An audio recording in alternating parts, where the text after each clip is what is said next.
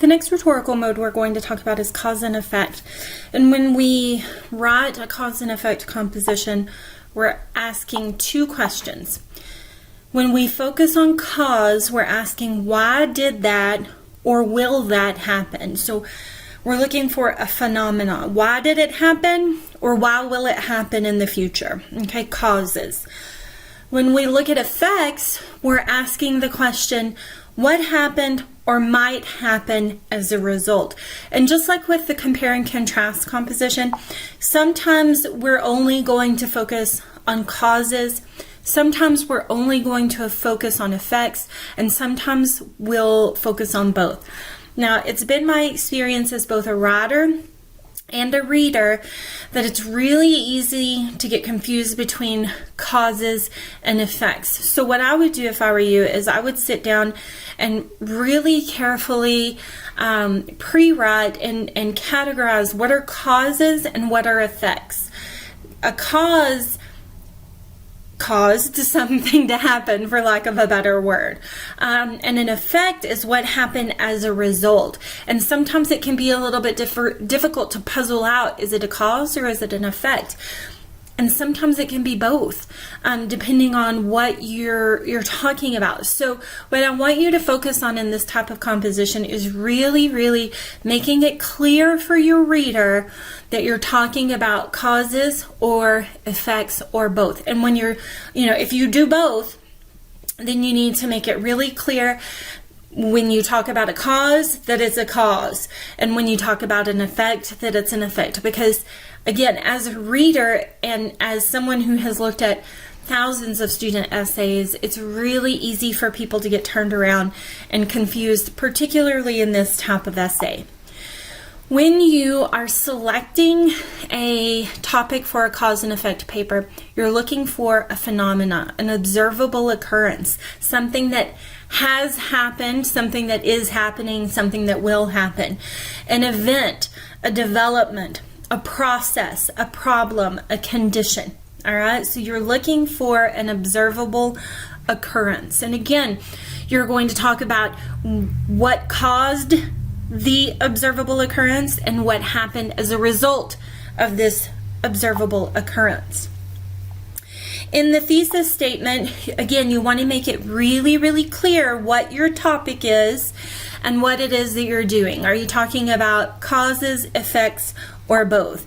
And it should reflect that your writing is revolving out of a careful study of the topic, because again, this can be a little bit confusing. And when we think about why something happens, it's rarely ever black and white. It's rarely ever just a couple of things. Often occurrences and observable occurrences happen because of just lots and lots of different things that have happened that have led up to it. And the effects of this observable occurrence can be numerous and widespread. And so you want to be sure in your thesis statement that your reader understands that you've really carefully considered what led up to the event you're discussing, or the occurrence, or the thing, and what happened as a result. A couple of examples here. Based on a close examination of the forces at work, it's reasonable to conclude that A and B are the fundamental causes of C. Or, if you're looking at effects, based on a close examination of the forces at work, it's reasonable to conclude that the most important results of A have been X, Y, and Z. Okay? Again, making sure that your reader understands you're talking about either causes and effects, and really using transitional expressions and using synonyms and repeating is what is going to make this paper successful. A couple of different types of structures that you can use for this essay. We have the block structure, and this is where you're going to talk about all of the causes and then all of the effects, and that works well. Another way you can organize this, if you're only talking about causes, you would do, an intro, and then your first body paragraph would be cause 1. And details about cause 1. Your second body paragraph would be cause 2, details about cause 2. And your third body paragraph would be cause 3 and details about cause 3. And then you'd have your conclusion. And this is kind of generally speaking. You may have, 6 causes that you need to discuss. This is just kind of generally speaking. If you do it this way, you need to make sure that each body paragraph represents one specific cause, okay? Or one specific effect. All right, so that's block organization. You may also choose, especially if you're talking about both causes and effects, you can choose to organize it in a chain fashion, where you talk about the first cause of the phenomena that you're talking about and the effect of that cause, and then the second cause and the effect of that cause, the third cause and the effect of that cause. Again, just making very, very sure that your reader understands exactly what you're doing. Some transitional expressions you can use for cause, of course, because, since, on account of, for that reason. Those are all good words to use. And some transitional expressions for effect, consequently, accordingly, thus, hence, as a result, and therefore. Now we're going to look at a couple of different examples of student writing for cause and effect, just because they're so different and, like I said, a little bit more complicated. What we have with our first paper is a paper that explores the effects of racism. And so if we read the introductory paragraph, we can tell that the reader is using a metaphor of comparing racism to a fire that spreads out of control. And it says, it is a monstrosity that has left in its path. And so I think this is probably a misspelled word here. It's left in its path hatred of others, systematic laws hindering one racist progression over another, the erosion of the mental health of the oppressed, and death. So left in its path. Racism has left in its path, which means this essay is going to talk about effects. And then we have hatred of others, systematic laws, erosion of the mental health, and death. So our writer is going to delineate for us in his paper four different effects of racism. Now, we could look at these and say, well, this, hatred of others, causes racism. And this, systematic laws hindering one racist progression over another, that causes two. That's why it is so very important in our topic sentences and throughout the paper to remind our reader we're talking about effects. And so we have the primary consequence racism has on its surroundings is the hatred of others. So again, he's told us consequence equals effect. That's a really good synonym to use. He's talked about his topic, and then he's told us what this paragraph is going to be about. Then he says, after the racism has engulfed a large community, it will find ways to stay alive and destroy. This can be done by creating systematic laws to control one group. Now, for me, this is where it gets a little bit confusing between causes and effects. Are these systematic laws causing the racism, or is this an effect of the racism? If we read the paragraph a little bit further, we can see that it's very clearly an effect. That he talks about the Jim Crow laws in the South that kept black people separate. That was a result of racism. It didn't cause racism. But this beginning part here is just a little bit confusing. So as you're writing your paper, you want to be sure that you clearly delineate you're talking about a cause or effect. Then we have, as a result of the systematic laws, even more debilitating effects rises, these harmful ramifications on the mental health. So we have as a result and debilitating effects. So we have some really good transitional expressions there, letting our reader know we're talking about effects.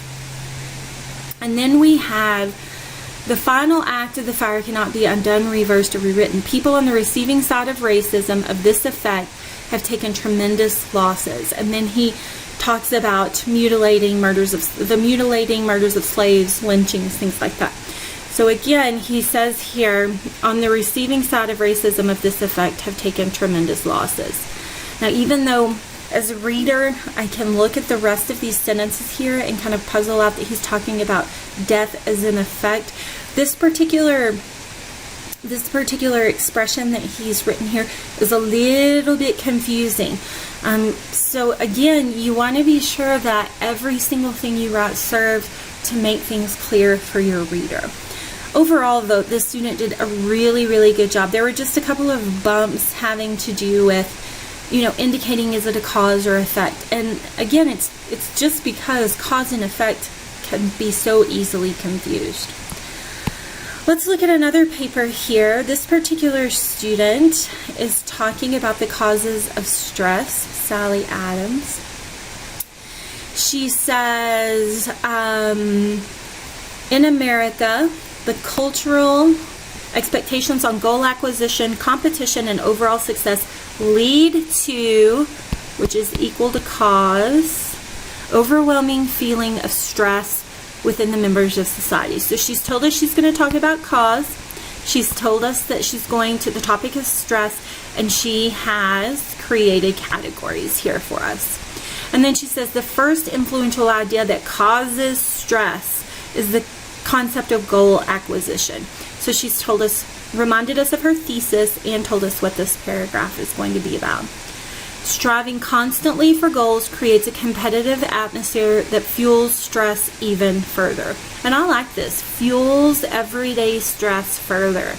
So again, she's reminded us of the thesis, causes of stress, and she's told us that in this paragraph she's going to talk about competitiveness. And then she says the final and overlying component of stress in American culture is the idea of success. And then she has a couple of paragraphs of success here. The final and overlying component that produces, this is another good synonym for cause, a stressful living environment is the idea of success. So she says stressful again. This is going to talk about stress. The need for success is the root cause of stress in American society.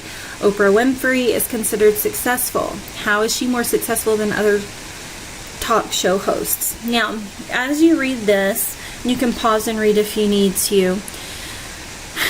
For me, this particular paragraph seems a little bit ununified, and what that means is that it doesn't really fit in with the goal of the essay. She's talking about stress and the idea of success, but this extended example of Oprah, for me as a reader, really doesn't fit in with what she's trying to do, which is to talk about the causes of success. And so this big long example, I think, detracts from the paper. What I would rather have seen in this paper is another cause. If your paper has to be 2 pages long and you've written it and you have some space to fill, so to speak, I would go back to the drawing board and brainstorm for more causes rather than insert this, again, extended example that doesn't 100% fit in with the content of the paper. So this is, but overall, again, a successful paper and a successfully organized paper. And what I really like about this paper is that it so clearly talks about causes. So as you are working on your cause and effect composition, you want to be sure that you have made it very clear to your reader that you're talking about causes or effects. This essay, more than any other type of essay, people get mixed up. So you want to be sure that you make it clear for your reader. And of course, if you have any questions as you work, be sure to let me know.